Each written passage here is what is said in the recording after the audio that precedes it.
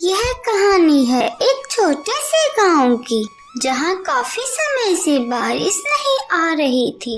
इस गांव में रहने वाले एक किसान का नाम था भूरा कबूतर। वह अपनी खेती के लिए बारिश की मंदिर में प्रार्थना करता था और एक दिन भगवान ने उसकी सुन ली और गांव में बारिश आई। बारिश को देखकर जंगल के सभी पक्षी खुश हो गए, लेकिन वह खुशी ज्यादा देर की नहीं थी, क्योंकि अचानक बारिश ने बाढ़ का रूप ले लिया और बहुत जोरदार बादल घिर गए।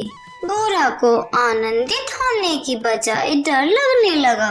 बारिश का इतना जोर का आना उसने पहले कभी नहीं देखा था। दरअसल बारिश के साथ साथ बाढ़ आ गई, नदियां उफान पर आ गई और गांव में पानी भर गया। सभी पक्षी सुरक्षित स्थान ढूंढने में लग गए।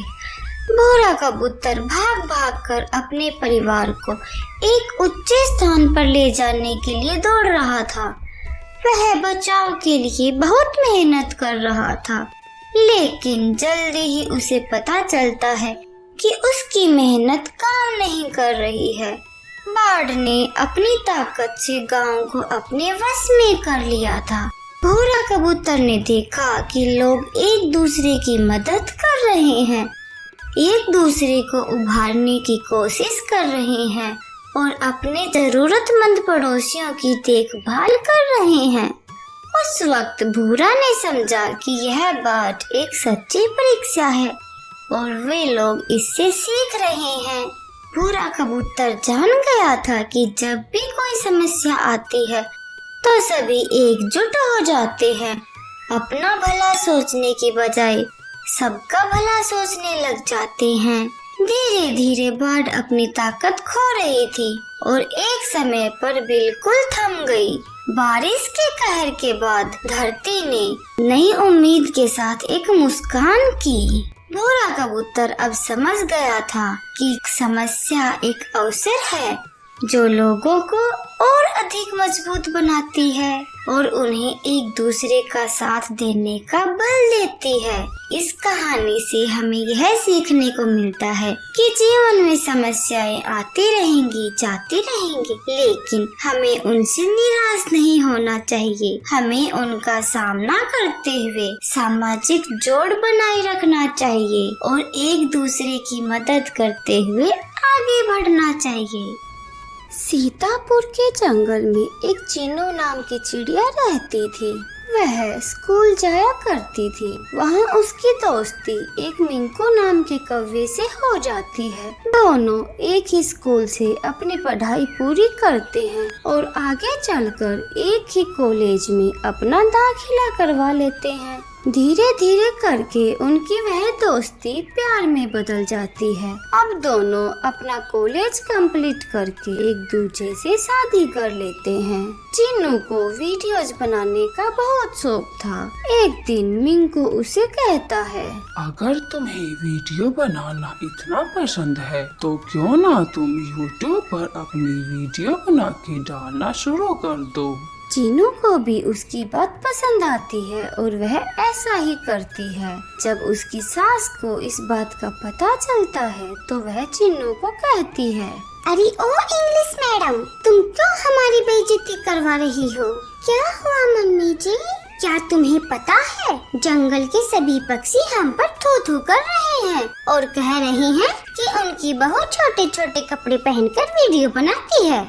जब मिंको को ये सारी बातें सुनती हैं तो वह अपनी माँ से कहता है, माँ, आज के जमाने में होकर ये तुम कैसी बातें कर रही हो? YouTube पे वीडियो बनाना कोई बुरी बात नहीं है। आजकल ये सब नॉर्मल हो गया है। और रही बात लोगों की, तो उनका तो काम ही है बीच में अपनी टांग अड़ाना। और जब कल हम कामयाब हो जाएंगे ना, तो यही लोग हमारी इज्जत करेंगे। और चिन्नू, तुम किसी की भी मत सुनो, बस वो करो जिसमें तुम्हारा मन हो। और हाँ, मैं हमेशा तुम्हारे साथ हूँ। अब उसकी माँ भी उसकी बात समझ जाती है और कहती है, बेटा तुम सही कह रही हो। मैं लोगों की बातों में आ गई थी, लेकिन अब मैं सब कुछ समझ गई हूँ। बेटा, तुम्हारा जो दिल करे तुम वो करो, मैं भी तुम्हारे साथ हूँ। अब चिन्नू चिड़िया खूब सारी वीडियोस बनाती है और यूट्यूब पे डालती है। धीरे धीरे करके उसकी फैन फॉलोइंग बढ़ती चली जाती है और वह कुछ ही महीनों में बहुत फेमस हो जाती है। जब सबको यह पता चलता है कि चिन्नू बहुत फेमस हो गई है और लाखों रुपए कमा रही है, तो जो लोग उसकी बुराई करते थे आज वही सब उसकी तारीफ करना शुरू कर देते हैं और कहते हैं, हमें तो पता ही था कि चिन्नू बेटा एक दिन बहुत बड़ा नाम कमाएगी, और देख लो आज वो दिन आ गया जब हर कोई हमारी चिन्नू को जानता है और उसके फैन हैं। चिन्नू को देखकर जंगल के बाकी पक्षी भी अपनी अपनी वीडियोज बनाना शुरू कर देते हैं और यूट्यूब पे डालने लग जाते हैं। इस कहानी से हमें यह सीखने को मिलता है कि हमें लोगों की बातें सुनकर कभी भी निराश नहीं होना चाहिए और अपने काम को दृढ़ता के साथ करते रहना चाहिए, तभी हमें अपने उस काम में सफलता मिल पाती है। एक जंगल में बहुत सारे पक्षी पेड़ों पर अपने अपने घोंसले बनाकर रहते थे, जैसे कि गौरैया, कबूतर, कौवा, तोता, उल्लू और भी बहुत सारे। सभी पक्षी आपस में मिलकर खेलते और घोंसलों को सजाते। यहाँ पर हर दिन धमाल मचा रहता था। सभी पक्षी आपस में एक दूसरे से दोस्ती करके बहुत खुश रहते थे।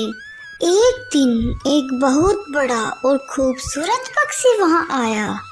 वह सबसे अलग दिखता था और उसके पंख अत्यंत बड़े और रंगीन थे। जब जंगल के सभी पक्षियों को इस बात का पता चला कि जंगल में कोई नया पक्षी आया है, तो वो सभी उससे मिलने के लिए बहुत उत्साहित हुए और उसके पास गए। लेकिन इस पक्षी को अपनी सुंदरता पर बहुत घमंड था। वह दूसरों को अनदेखा करता और उनसे दूर रहता था, क्योंकि वह सिर्फ खुद को ही सबसे बेहतरीन समझता था और समझता था कि दूसरे पक्षियों के साथ खेलना एक नीच बात है। एक दिन बहुत तेज हवा चल रही थी और बारिश हो रही थी, जिस वजह से इस पक्षी का अचानक एक पंख टूट गया।